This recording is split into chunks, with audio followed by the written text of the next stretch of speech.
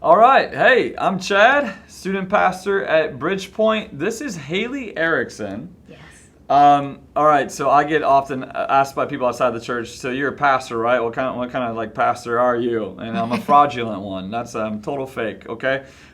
Kidding. You're a therapist. Yes. Is there like specifically like what kind of therapist? Because you know people really well. So is it Haley Erickson? A therapist friend? Right. I am not a fake therapist. I'm a real one. Yeah, and good for you. I am a therapist who mostly treats relationships at large. So that can be couples, marital couples, it could be siblings, it can be friends, it can be coworkers. So relationship therapist would be a good way to simplify me. But I also, sort of treat all the gamut. Yeah, Anxiety, you know people. That's I love people. So we actually just this week met and worked together, right, for the first time, and who knows, maybe not the last. Yeah. And honestly, most gifted therapist I've ever seen. Oh. And so as we got done working with a group of students, it was like 9 o'clock at night or something like that, and I didn't let you leave the parking lot without begging you to help one more time and Sure. to have a conversation, because you're really good with people and helping people process hard things, and I really needed your help. Sure. So as you know, our community, and as we worked together the other night, going through hard things, to say the least, specifically the death of Rachel Herring, of Ida Smith, right? Two complete tragedies, different situations, both deeply tragic, right, situations. And so I have like just a smorgasbord of questions for you. Sure. Let's do it. And some of these came from the other night. Yeah. There are questions that I heard students, and you heard students ask you. Right. Ask me. All right. And so I thought it would be helpful for us to have a conversation together that more students could hear. Yeah. And be a part of. Let me just specify. I only know people because I love people. So I don't put myself in this position by any stretch of pedestal as though I have the answers, right? Or the right answers or the only answers, because I don't think that even exists. Right answers versus wrong answers, right things to say versus wrong things to say. So I appreciate that, but know that I feel like there's a strength inside of every single one of us that sort of can feel the need for something and speak into it. You're right, I have a specific training, right, and experience working with people who are in the trenches, experiencing the hardest of the hardest. And so I hope that is helpful as an experiential place to talk about some of these questions that were asked by students and honestly adults. I think it's relative to both. I feel really comfortable with you and talking about hard things, and even our short time together. I also feel very intimidated by you because you know a lot. I'm so big and strong. You know, Right. you know a lot. I You know a lot, and so as you've already shown the propensity, feel free to correct me on all the wrong things that I say. All right, to make sure that we're being Vice versa. helpful to people. Yeah, Okay? yeah, totally. All right, you ready? Let's jump in. Fire away. Again, these are questions that we heard from students, not just questions I kind of just made up on my own here. A lot of students going through grief, right? Whether specifically tied to the passing of two young people recently, or other examples in their life. What is grief? How would you define grief? Is grief sadness, or what is grief? Good question. So what causes grief, I think, is a better place to start. See, like I said, feel free to correct me. Well, that didn't take long. That was one question, by the way. It's for those who are counting at home. You already suck. Let's move through it now. What causes grief is loss, right? Loss at large. And loss can be defined by death, somebody that we're losing to death.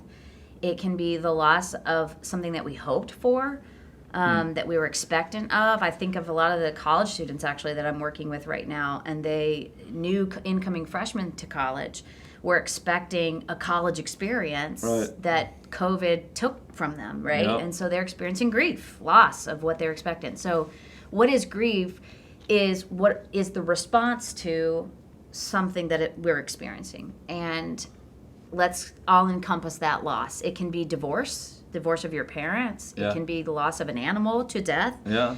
So many things. And then answering your question, what is grief? It's the emotional response to that loss. When you say, is it sadness, right? The first thing I want to say, like, if you hear nothing else, it's that there are no rules to grief. There's no way to grieve that is right versus wrong. So the emotional gamut that we might experience is sadness, anger, confusion, nothing. Right. Numbness. It could be distracted, like I can't focus. It can be fear, really paralyzing fear that whatever I experience is going to happen to me or somebody I love. It can be guilt. So many emotional responses is the way to we feel on the back end of loss. When we were in working with that group of students the other night, awesome group of students the other night. I could see the weight lifted off their shoulders, and even mine personally, when you said there are no rules to grief. I mean, if there's one thing that stuck with me, that was definitely one of them. Sure. That there's no right way. Right? And I think we're often shackled to that, right? Like, am I crying too much? Yes. I didn't even know this person, and I feel really impacted by it. Am I not crying enough? Is it okay? I think, is it okay is the most common question I got that night. Is it okay that I blank, right? That I feel angry, sad, confused, depressed, anxious, fearful, whatever. No feelings at all. No feelings at all. Happy. Yeah. Relief. God forbid happy. Yeah. Right. Like, is it okay? And the answer is yes. Always yes. To whatever it is that you are feeling, it is okay. And the worst way to possibly grieve is to not. Right? Is to not grieve. Is to not feel. Whatever the feeling is, even if it's numbness and feeling like you have to shut it down or turn it off because your friends will think one way, your parents will think one way. It's not a big deal. The worst way you can grieve is to not grieve. So there's no right way, and by that you mean perfect way, right? Proper way to grieve. Any feeling, right, is, that's the right feeling to have. When you have that feeling, whatever it's because so many different situations right now for any person, and they're going to continue to face so many different situations where grief is a thing and a reality. What do they do with the emotion that they have, that anger or that sadness or that regret or that happiness? And I like the other night you shared you might feel good now, and then 2 weeks from now you feel terrible. That could be hours. Right. It's a roller coaster all over the place. So what do they do with the emotion that they do have? Yeah. So again, if there's no right way to grieve, it's hard to discuss, like, how do you do it, right? But this is by and large how we do it. First, I like to call it name the pain. Okay. What is your pain? Name it. And let's call it out. I think emotionally, we tend to think that negative emotions are ones to fix. So like, let's say you're hungry and you're having a hunger pain. Your body tells you, fix that. Eat something, right? If you're feeling sad, your body wants to do the same thing. It wants to say, you're feeling sad. Do something about that. Fix it. Make it not be, right? Yeah. So feelings are not facts. Y'all, every time I say that, I think of the Finding Nemo thing where he says, fish are not friends. And I cannot say feelings are not facts without thinking of Finding Nemo. So sorry, I distracted myself.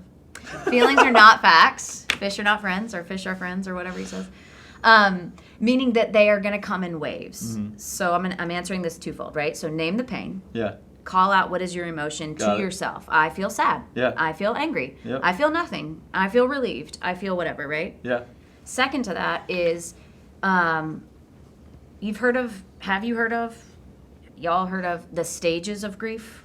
Have you heard people talk about it? But so I don't think that's great language because it kind of insinuates that there's going to be these stages that you'll leave. Like you'll be angry, maybe, at a stage. Then you might be confused at a stage. Denial, acceptance, right? Okay. I like to say that it's more in waves, right? So like the waves of the pain or the waves of this are occurring of these emotions. So what we know about waves is that they crash, and you might feel that. Right. The crashing of intensity of anger, sadness, all the things. But what else do waves do? After they crash, then they do what? They recede back. So there's these moments of peace. There's these moments of relief. There's these moments of like catching your breath, right? Because that's the case of grief. And so name the pain and then realize that emotions are waves, not stages. Okay. They'll come and they'll leave and they'll come back. So one of the questions we heard a lot the other night too was when I'm distracted in a healthy way, right? When I feel happy right now, especially in a really heavy moment for our community and the loss of Rachel and then Aida.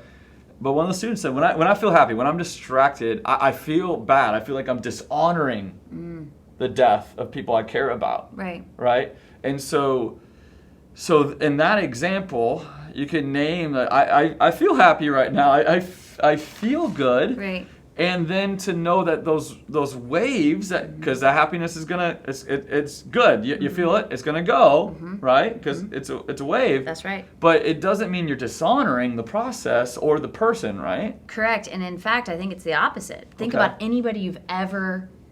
If you're grieving the loss of somebody, that means something that was there that you loved.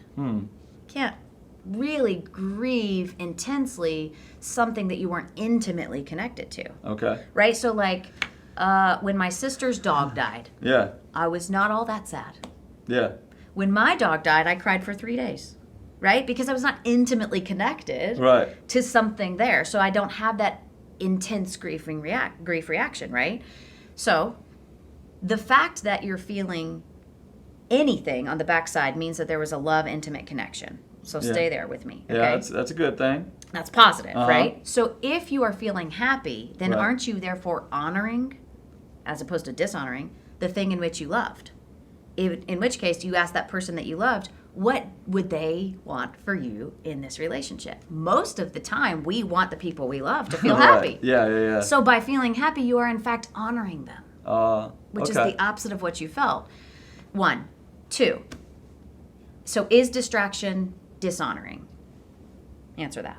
Is distraction dishonoring? No. No, because it's in fact, arguably, Well, it's healthy. healthy and Yeah, honoring, right, yeah. to the person, because that's how we would celebrate their love for you, which Right. you were connected to prior to the loss. But also, I think you have to keep in mind that distraction, it's going to work at periods of times and feel like it's not working at periods of times. So let's say, for example, some of these kids that I was speaking to that are grieving the loss of these girls, they'll say, for example, I'm in science class and I don't know what that teacher's saying. I'm like, first of all, that's normal. None of us do anyway. I can relate. Right? Yeah. But secondly, then maybe I get to dance class later and I'm distracted and my body is doing what it needs to do. Why is that? Right? Because the way we respond to grief can work, right? You can feel the release of it at periods of time and not at other periods of time.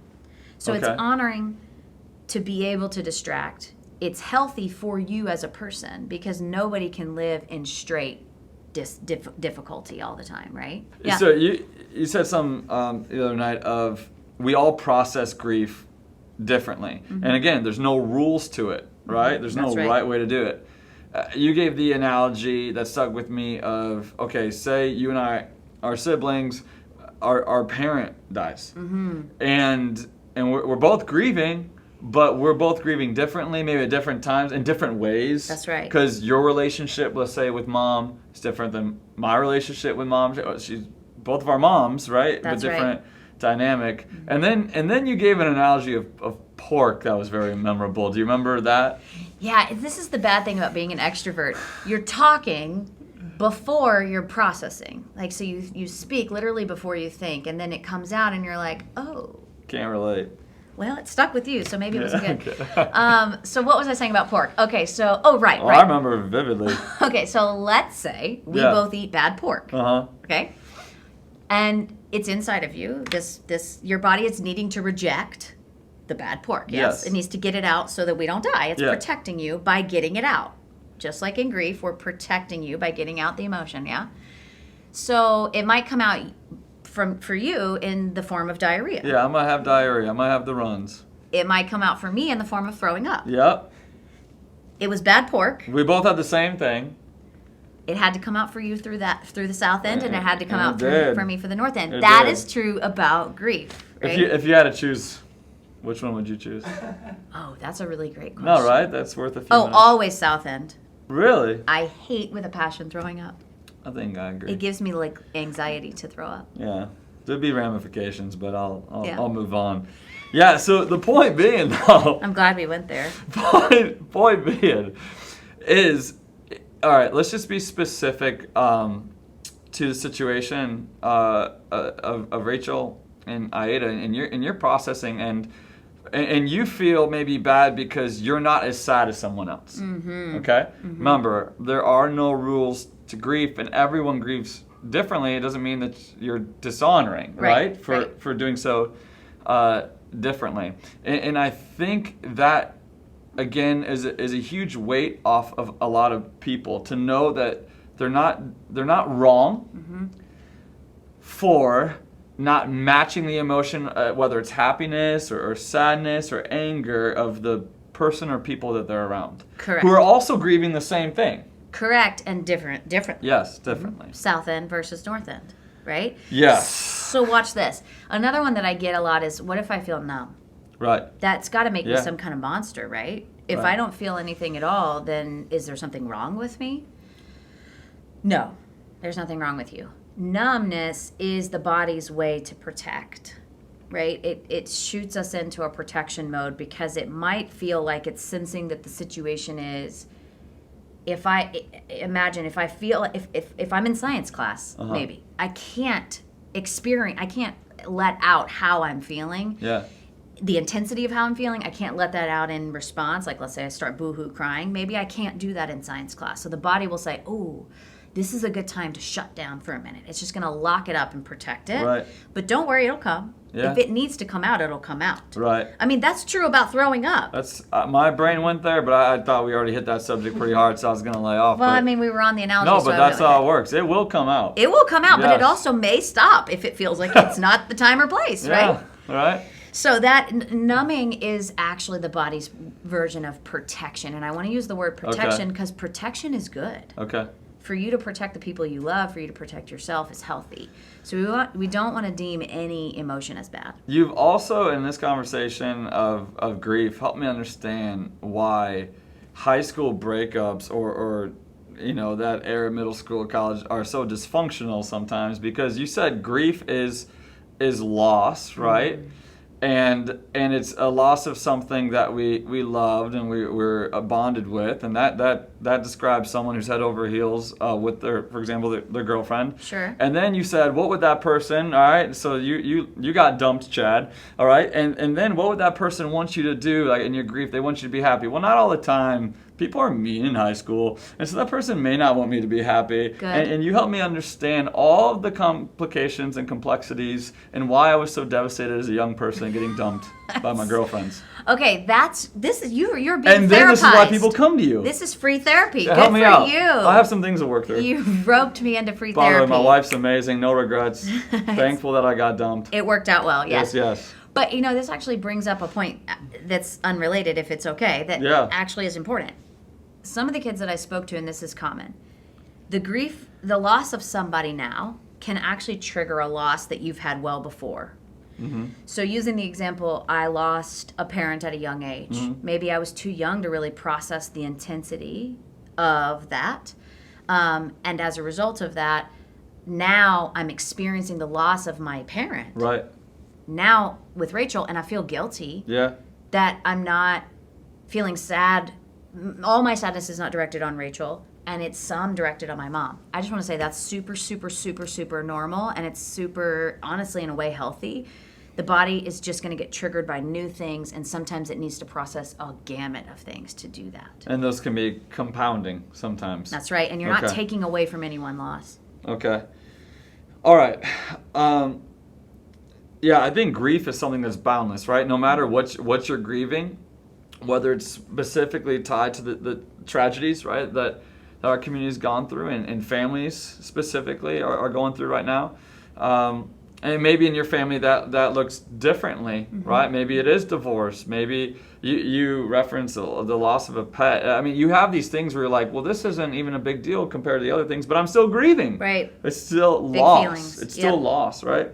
So I think all of us can relate with that, no matter middle school, high school, adult. Okay, so specifically death, because people can relate with that as well. We all will have a point in our life where we lose somebody. And I think a lot of our middle school and high schoolers have had that, and it's one thing when you know it's coming, which it still stings, by the way. Death always stings. That's what I've kind of learned by experience. Totally. Always stings. And another time where it's a shocking tragedy. That's right. Right? So why does death hurt so bad? Back to the comment I made before, death hurts because of the intimate connection. So your brain has to literally recalibrate off of what was to what is. So if this person I was intimately connected with for whatever the reason, she was my friend, she was my mom. There's a deep value there. That's right. The brain has literally had an actual connection there. And now that person's gone and the brain's like, oh, it's going to take me some time to recalibrate that person is gone. And I have to be on this side of that. So it hurts because the brain does not understand, not quickly, how to get okay with somebody being gone. Yeah. It's literally recalibrating to do that. Which, that's a value statement, right? It's beautiful. It says that if it hurts, what does that say about what was? Right. It says that it was good. Yeah. It says that I had an intimate connection with them, that I was a good friend to her, that she was a good friend to me. If it doesn't hurt, then it doesn't say much about what was. Right. Per se. Right? So you lose someone who added value to your life, and I don't mean that just in a selfish way, but I mean that in a really meaningful way, right? That's we as people are valuable, right? Yeah, oh yeah. We're valuable, Heck yes. and we have value to each other, right? And the more that we see that in each other, the better our world is going to be, right? And so when you lose that person, you lose a person of value. So it will hurt, and this is the question I would ask you. What do you think it says about you, that you are hurting because they're gone? So imagine you're the person hurting, and I say to you, okay, you're hurting. Yeah. What does it say about you that you're hurting? That I miss that person. And what does that say about you?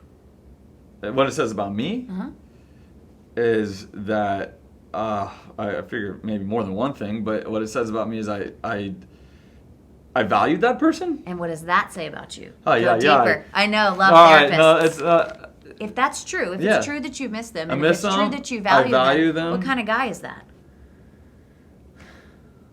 What kind of guy is that? That I miss them, that I value them. Right.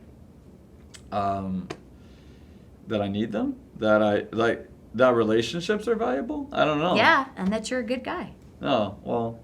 Not just you, but you, right? Thank like you. The hear fact, that, everybody? the fact that you are hurting means that you are innately good, because you're experiencing bad feeling, which is hurt, because you are somebody who loved and valued, and that innately, for the person who is grieving, is positive. We tend to put the focus on the person we've lost, and I miss them, which means that said a lot about who they were to me. Which is valid and huge, and we should celebrate their life, focus more on their life than their death, right? Right. However, it also says something good about you, the person who's grieving, and that is that you are a lover,